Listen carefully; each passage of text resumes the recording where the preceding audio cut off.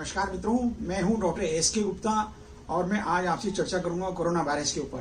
Corona virus से related लोगों के मन में बहुत सारी भ्रांतियां हैं और लोग बहुत सारे सवाल पूछना चाहते हैं।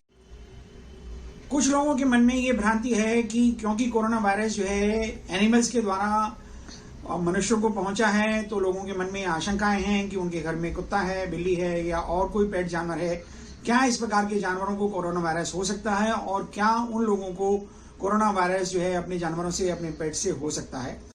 ये बात सही है कि कोरोना वायरस का इन्फेक्शन जो है एनिमल्स के अंदर रिजर्वायर की तरह से रहता है और एनिमल्स से मनुष्यों को पहुंचता है, लेकिन क्योंकि ये जो कोरोना वायरस है ये नया वायरस है और जब तक ये पेट्स उस कोरोना वायरस को एक्सपोज नहीं होते हैं, इनको ये कोरोना वायरस इन्फेक्शन का होने का खतरा नहीं है।